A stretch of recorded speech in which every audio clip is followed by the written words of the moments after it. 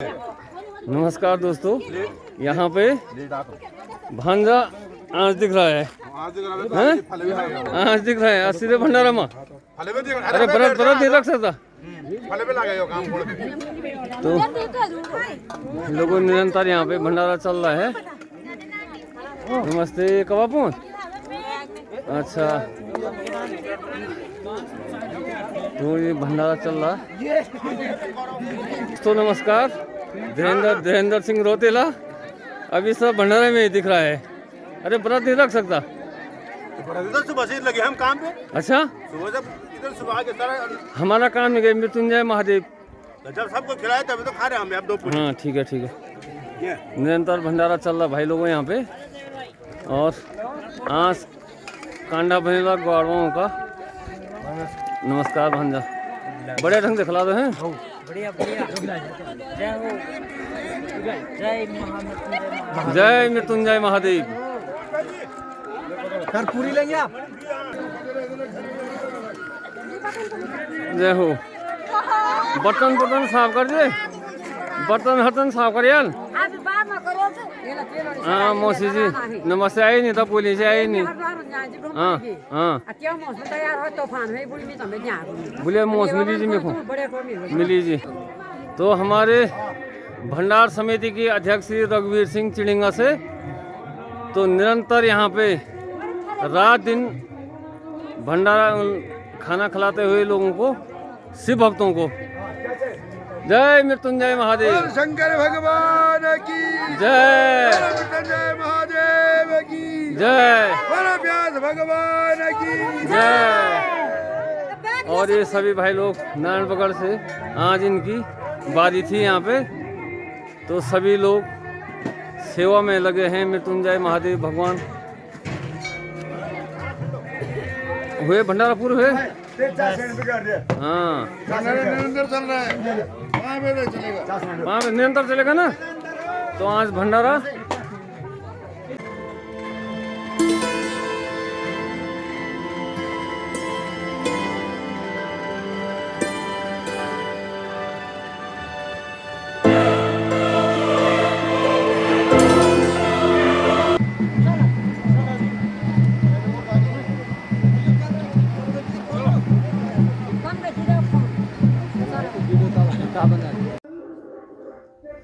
नमस्कार दोस्तों, मैं दर्शन सिंह नेगी आपका स्वागत करता हूं अपने ब्लॉग में। और आज शिव महापुराण का अष्टम दिवस है और बहुत ही सुंदर वीडियो बना के मैंने आप लोगों को भेजी है। तो दोस्तों लाइक सब्सक्राइब कमेंट ज़रूर करना। और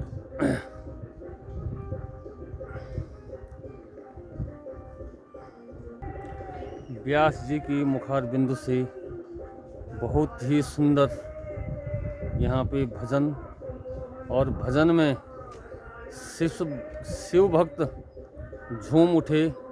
और तो ब्लॉग में बना के, वीडियो बना के मैं आपको भेज रहा हूँ।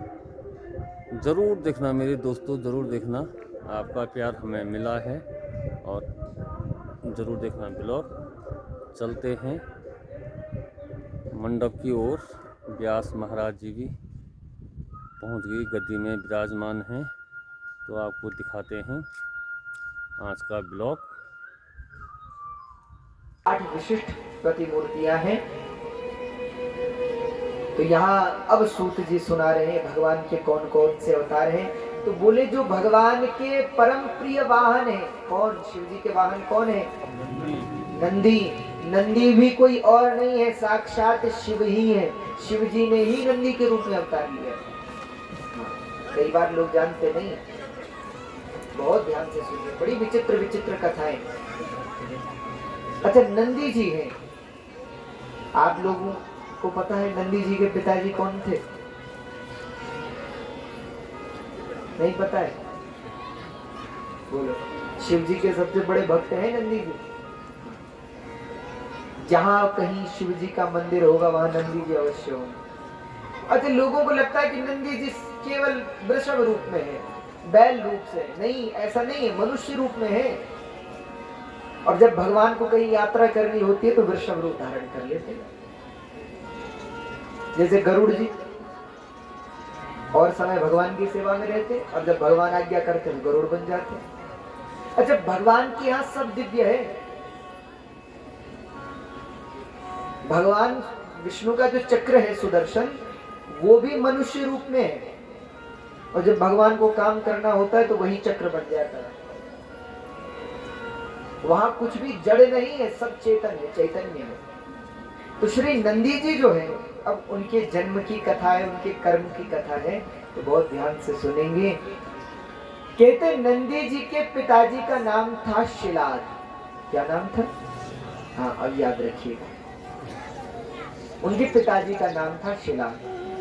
कहते शिलाद ने एक बार विचार किया कि हमारा कोई ऐसा पुत्र हो जिसकी कभी मृत्यु ही ना हो। ऐसा पुत्र कौन दे सकते?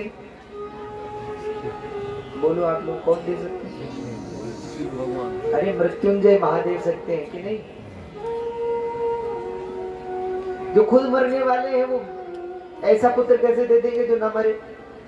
ये तो शिव जी ही दे सकते हैं, वो मृत्युंजय है। तो शिलाद ने भगवान शंकर की तपस्या की, बहुत तपस्या की, और भगवान शंकर शिलाद की तपस्या को देखकर संतुष्ट तो हुए, लेकिन परीक्षा लेनी चाहिए। जरा देखते हैं कितनी भक्ति है। तो इंद्र को भेज दिया अपनी जगह, और इंद्र आए शिलाद के पास और बोले, शिलाद आप तपस्या कर रहे हैं, क्यों कर रहे हैं? शिलाद ने कहा, महाराज इसलिए कर रहे हैं, ऐसा पुत्र हो जो कभी ना मरे। तो इतना सुनते ही इंद्र ने कहा, बोले किसकी तपस्या करे? बोले शिव जी के। शिव जी को छोड़ो, हमारी हमसे मांग लो, छोड़ो तपस्या, जो चाहिए हमसे मांग लो। तो शिलाद ने कहा, महाराज अगर आप दे सकते हैं तो ऐसा पुत्र दीजिए जो कभी ना मरे। अब इंद्र ने कहा कि ऐसा पुत्र कहां से दे दें जब हम ही मरने वाले हैं, तो एक समय बाद हम भी मर जाएंगे, तो बिना मरने वाला पुत्र कैसे देते? अच्छा, इंद्र की भी मृत्यु होती, आप जानते? नहीं जानते। इंद्र का एक नाम है शतक्रतु। क्या नाम है? और शॉर्ट में कहते हैं शक्र। सत का स और क्रतु का क, तो शक्र शब्द बन जाता है। अच्छा, शक्र क्यों कहते हैं, शतक्रतु क्यों कहते हैं? इंद्र बनने का भी एक प्रोसेस है, एक प्रकार है। अगर इंद्र बनना चाहते हैं, जैसे स्वर्ग जाने के लिए क्या करना पड़ता है? बोलो, पुण्य करने पड़ते हैं ना। वैसे ही इंद्र बनने के लिए भी एक उपाय है। अगर आप लोग बनना चाहते हैं तो हम बता दें। किसी के मन में इच्छा हो कि हम भी इंद्र बने। इंद्र, अजय लोगों को पता ही नहीं है। लोग सोचते हैं स्वर्ग का राजा कौन है, तो कहते इंद्र है। अरे भैया, इंद्र तो कुर्सी का नाम है। जैसे आपसे पूछे कि भारत के प्रधानमंत्री कौन है, आप कहें कि प्रधानमंत्री, वो कहेंगे नहीं नहीं उनका नाम क्या है? बोले प्रधानमंत्री। इंद्र तो कुर्सी का नाम है, व्यक्ति का नाम नहीं है भैया। जो उस कुर्सी पे बैठेगा वो इंद्र कहलाएगा। इंद्रासन है, जो इंद्र की कुर्सी इंद्रासन पे बैठेगा उसका नाम इंद्र हो जाएगा। लेकिन नाम क्या है? जो इस समय इंद्रासन पर बैठे हैं उनका नाम है पुरंदर। क्या नाम है? पुरंदर नाम है उनका। और उनकी पत्नी का नाम है शची, शची देवी। पुरंदर नाम के इंद्र इस समय इंद्रासन पर बैठे विराजमान। अच्छा, जैसे धरती पे प्रधानमंत्री, मुख्यमंत्री और न जाने क्या क्या मंत्री 5 साल के लिए होते हैं, वैसे ही स्वर्ग में भी हर जगह का नियम है, संविधान अलग अलग है। वहां का भी संविधान है, स्वर्ग का थोड़ा अलग है लेकिन है। अब वो तो धरती पे भी अलग अलग है, भारत का अलग है, दूसरे देशों का अलग है। तो स्वर्ग का जो संविधान है वो क्या कहता है? बोले जो इंद्रासन पे बैठेगा वो 1 मनवंतर तक ही इंद्रासन पर रह सकता। कितने समय? यानी इंद्र का राज्यकाल एक मनवंतर का होता है। अब आप सोचोगे एक मनवंतर कितना होता है, ये तो और आफत हो गई। एक मनवंतर कितना होता है? तो चलो थोड़ा समय के बारे में आप लोग सुनो। देखो 60 सेकंड का 1 मिनट बनता है, 60 मिनट का 1 घंटा होता है। और आप ये लगाइए कि 4 प्रहर का दिन और 4 प्रहर की रात, अर्थात 3 घंटे का 1 प्रहर होता है। और 4 प्रहर का दिन होता है, 4 प्रहर की रात्रि होती है, यानी दिन और रात में मिलाकर 8 प्रहर होते हैं। फिर 7 दिन मिलकर के 1 सप्ताह बनते हैं और लगभग 4 सप्ताह मिलकर 1 मास बनते हैं। 2 मास की 1 ऋतु होती है, 2 मास की 1 ऋतु होती है। और लगभग और 6 ऋतुओं की आपका 1 वर्ष होता है। 3 ऋतुओं का तो 6 महीने हो गए, यानी एक अयन, उसको कहते हैं अयन। अयन भी 2 है, दक्षिणायन और उत्तरायण। उत्तरायण में शुभ कार्य किए जाते हैं, दक्षिणायन में नहीं किए जाते, क्योंकि उत्तरायण देवताओं का दिन है, दक्षिणायन देवताओं की रात्रि। जब धरती पे 6 महीने बीतते, बहुत ध्यान से सुनना, बहुत कठिन काम है। जब धरती पे 6 महीने बीतते हैं तो देवताओं का 1 दिन होता है। हाँ। और जब धरती पे दूसरे 6 महीने बीतते हैं तो देवताओं की 1 रात होती है। समझे आप लोग? यानी 2 अयनों का देवताओं का 1 दिन, तो फिर 2 अयनों का 1 वर्ष बनता है और फिर कई वर्षों से मिलकर के 1 युग बनता है। तो युग कितना है? तो युग के लिए शास्त्र में, पुराण आदि में तो कले जो वर्णन है, थोड़ा सा इस बात में विवाद देखने को शास्त्र में थोड़ा मिलता है। इसलिए मिलता है कि कहीं वेदादि में 1200 वर्ष का 1 युग कहा है, पर लेकिन पुराण आदि में उसी 1200 वर्ष को केवल वर्ष नहीं कहा, दिव्य वर्ष कहा। बोले 1200 वर्ष का 1250 दिव्य वर्ष का कलयुग है, कलयुग की आयु। अब 1250 दिव्य वर्ष, यानी हिसाब लगाया जाए वर्षों में तो 4,32,000 वर्ष का क्या है? कलयुग। कलयुग की आयु है 4,32,000 वर्ष। इससे दुगनी आयु है किसकी? द्वापर की, यानी 8,64,000 वर्ष। कलयुग से 3 गुनी आयु है किसकी? त्रेता की, यानी कितनी हो गई? बोलो कितनी हो गई? अरे 12,96,000 वर्ष हो गया कि नहीं? आप लोगों की गणित कमजोर। और कलयुग को 4 गुना कर दो, तो कितना हो गया? बोले अरे 17,28,000 वर्ष हो गए ना। कलयुग से 4 गुना आयु। कहते हैं जब चारों युग बीत जाते हैं तो 1 चतुर्युगी होती, 4 युगों की 1 चतुर्युगी। और जब 71 चतुर्युगियां, 71 तो जानते हैं सभी लोग, 71, तो जब 71 चतुर्युगी बीत जाती है, यानी 71 बार सतयुग, त्रेता, द्वापर और कलयुग व्यतीत हो जाते हैं, तब होता है 1 मनवंतर। और 1 मनवंतर तक स्वर्ग में 1 इंद्र का वास। और मनवंतर भी कितने हैं? तो मनवंतर भी 14 है, 14 मनवंतर होते हैं। और स्वयं भुआदि मनवंतर है। उन मनवंतरों में भी 14 मनवंतरों के मध्य में 15 संध्याएं होती, यानी 1 मनवंतर हुआ, उसके बीच में संध्या काल होता है और उसकी आयु सतयुग के बराबर होती है, यानी 17,28,000 वर्ष की। और उसके पश्चात फिर दूसरा मनवंतर आता है, यानी बीच का जो संध्या काल है वो कौन सा समय है? जैसे आपने देखा होगा चुनाव होने से पहले चुनाव प्रचार पे रोक लगा दी जाती है 1 महीने पहले, क्या बोलते हैं उसको? आचार संहिता वो लग जाती है।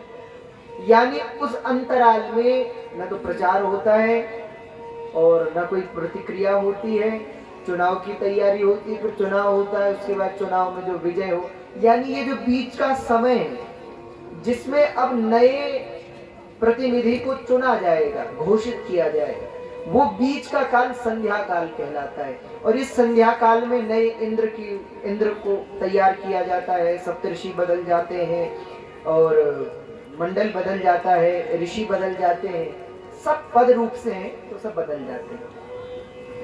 तो इस प्रकार से 14 मनवंतर हैं और उनके मध्य में 15 संध्याएं। तो जब 14 मनवंतर और 15 संध्याएं व्यतीत हो जाती हैं तब होता है एक कल्प। क्या होता है? एक कल्प। और एक कल्प क्या है? बोले ब्रह्मा जी का एक दिन है। ब्रह्मा जी उनका एक दिन और इतनी ही बड़ी उनकी रात्रि होती। तो अब हिसाब लगाओ। और इस हिसाब से ब्रह्मा जी की उम्र है 100 साल की। कितनी साल की है? ब्रह्मा जी भी अपनी कुर्सी पे है, वो भी बदलते रहते हैं, दूसरे आ जाएंगे अगली बार।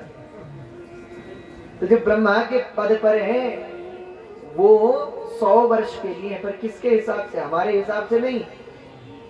अब सोचो जिनका एक दिन इतना बड़ा है उनका महीना कितना होगा, फिर वर्ष कितना होगा, और उस हिसाब से ब्रह्मा जी की उम्र कितनी है वो भी सुन लो। ब्रह्मा जी की उम्र है 51 वर्ष। इस समय 51 वर्ष में ब्रह्मा जी ने प्रवेश किया। अब कई लोग तो सोच रहे होंगे कि हमसे भी छोटे हैं। अभी ब्रह्मा जी का उत्तरार्ध पूरा हुआ, पूर्वार्ध पूरा हुआ, उत्तरार्ध में ब्रह्मा जी ने प्रवेश किया। 51 वर्ष की ब्रह्मा जी हो गए। अगर एक भविष्यवाणी और सुन लो, इस समय जो ब्रह्मा जी हैं उनकी उम्र अभी 49 वर्ष और बची हुई, यानी 49 वर्ष तक, क्योंकि 51वां वर्ष तो चल रहा है, तो यानी अब लगभग 49 वर्ष और वो अभी राज्य करेंगे, ब्रह्मा के पद पे रहेंगे।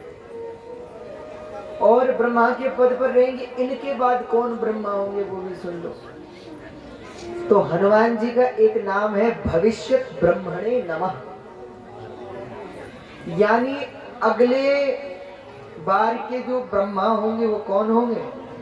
हनुमान जी होंगे। ये सुन लो, इसलिए हनुमान जी की पूजा करते रहे ना, अगली बार उनकी सरकार आ रही।